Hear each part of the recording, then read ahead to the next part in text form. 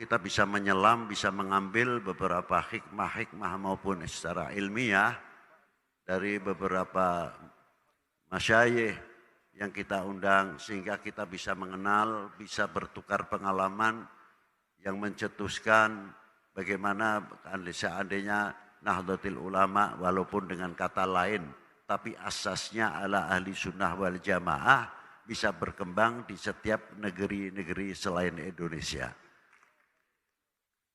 Itu memang harapan kita semuanya. Kita mengingat perjuangan Sayyidi Syekh Hasyim Asy'ari. Maaf saja banyak yang menceritakan Ki Hasyim Asy'ari mau terbentuknya Nahdlatul Ulama saja. Tapi sebetulnya yang telah dialami oleh beberapa tokoh-tokoh kita yang luar biasa seperti Mbah Hasyim Asy'ari, Ki Ahmad Jazuli Ploso, pada waktu itu munculnya faham-faham yang luar biasa. Berapa ulama-ulama kita min ahli sunnah wal jamaah di Qahirah, di Suriah, di sebagian di Timur Tengah dikejar-kejar oleh oknum-oknum manusia yang sehingga banyak dibunuh dan lain sebagainya. Kiai Hasyim Asy'ari bagaimana menyelamatkan Indonesia yang pertama dari bentuk akidah-akidah tersebut. Sampai apa yang terjadi kepada Ki Ahmad Jazuli Ploso, bagaimana beliau menyelamatkan dirinya sampai mengubur badannya sendiri supaya tidak diketahui. Hanya modal dengan dalailul khairat. Dari situlah Mbah Hasyim, tapi satu sisi untuk menyelamatkan akidah ahli sunnah wal jamaah, tapi satu sisi Mbah Hasyim harus berhadapan dengan penjajah. Selaku anak bangsa tertuntut karena mempunyai harga diri. Yang kedua mempunyai kehormatan untuk bangsa ini. Dan yang ketiga mempunyai jati diri. Tidak mungkin selevel Mbah Kiai Hasyim Asy'ari akan bertumpang dagu di mana negaranya dijajah.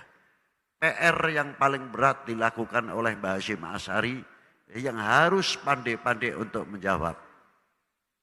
Sebagian negara-negara yang lain pun sama seperti penjajahan Jerman memasuki dari mulai Persia, Mesir dan lain-lainnya, dan selain itu kepentingan sekutu pada waktu itu, dan bagaimana Inggris pada waktu itu masuk ke daerah Timur Tengah, khususnya di Saudi Arabia, dan bagaimana terbentuknya Urdun, Emirat, terbentuknya lain-lain apa yang ada seperti Oman dan sebagainya. Padahal tanahnya itu menyatu. Kalau di Indonesia maritim, geografi, maritim antar pulau ke pulau. Madura dengan Surabaya dekat tapi tidak menyambung. Ada lautnya. Dan belum lain-lain. Luar biasa di Indonesia ini. Maka dari itu, dengan kita melihat apa yang telah berkembangan di Timur Tengah, mana mungkin ulama-ulama seperti di Indonesia pada waktu itu untuk memikirkan lebih jauh. Maka dari itu sangat tertinggal, bukan tidak peduli dengan adanya ahli sunnah wal jamaah pada waktu itu. Tapi untuk menjadi pelajaran sejarah, bagaimana pada waktu itu juga oknum sebagian dari kita telah jauh berhubungan dengan umaroknya. Di samping satu sisi akidah kita baik, perjuangan kita baik, tapi jarang bisa bergandengan dengan para umaroknya. Inilah yang menjadi masalah. Sehingga pandangan ke jauh tidak melihat sebagian kacamata agama, tapi kacamata politik lebih didahulukan memandang ke depan. Inilah. Maka dari itu kita harus adil di sini. Bagaimana menyelamatkan saudara-saudara kita, mendukung saudara-saudara kita. Kami tidak mau mengurusi campur tangan negara orang lain, tapi bagaimana partisipasi kita untuk menyelamatkan akidah ahli sunnah wal jamaah wal jum'iyah thariqah yang ada pada setiap negeri-negeri tersebut. Itu diantaranya. Maka dari itu kita sudah banyak tertinggal. Dari semenjak mulai zaman Bani Umayyah. Diteruskan oleh Bani Abbas. diteruskan oleh Umayyah, diteruskan lagi oleh Utsmaniyah. Isinya bertempur. Yang paling heran, antar mereka al-muslim, akhul muslim bertempur sendiri ma bainal Bani Umayyah wa bainal Abbasiyah. Ini perbandingan yang harus kita pelajari. Dan sejauh mana perkembangan ekonomi pada waktu itu, kita tertinggal jauh. Maka apabila kita melihat negara kita yang luar biasa ini, di antaranya untuk memperkuat ketahanan nasional, bukan TNI Polri saja, bukan ulama saja, itu yang penting. Untuk bagaimana semakin kokohnya ketahanan nasional, ialah dengan membangun ekonomi, dengan membangun pertanian, dengan membangun perguruan tinggi, sehingga pesantren mempunyai modal ekonomi, tidak budaya proposal yang diajukan.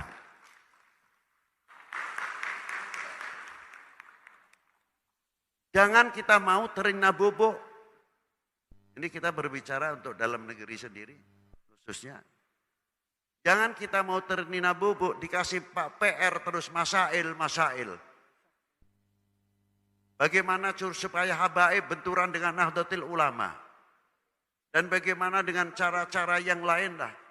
Untuk apa? Untuk supaya kita berpikir khilafiyah terus, tidak mampu menjawab tentang sektor ekonomi. Akhirnya kita tertinggal karena faktor yang disebutkan masalah khilafiyah tersebut. Kapan kita akan maju? Sedangkan bangsa lain, negara lain sudah luar biasa. Maka dari itu, adanya kepentingan al-multaqa khususiyah pada bulan ini, hari ini, kita titik beratkan untuk membangun sektor ekonomi, pertanian. Kita ikut andil besar, bukan untuk Indonesia saja, tapi untuk al-muslimun yang ada khususnya di Timur Tengah maupun di Afrika, membangun ekonomi karena itu bagian pertahanan nasional. Fajazakumullah bihudurikum, dan saya mengucapkan terima kasih atas kedatangan Bapak atau Yai. Semoga dari bekal di sini bukan referensi program saja yang kita tumpuk. Actionnya yang perlu kita dituntut. Mestinya kita banyak bercermin kepada Wali 9 khususnya.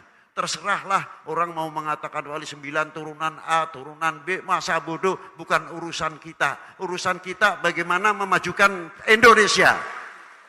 Bagaimana memajukan ahli sunnah wal jamaah. Jangan sampai kita mau tergoyang oleh hal-hal yang demikian. Setuju? Alhamdulillahirabbil alamin. Dan perlu kita waspadai, jangan sampai ahli baitin Nabi, para habaib, para ulama kita terpecah belah. Setuju? Kita jaga Indo, kita jaga Nahdlatul, kita jaga TNI kita jaga Polri kita, karena itu ketahanan nasional.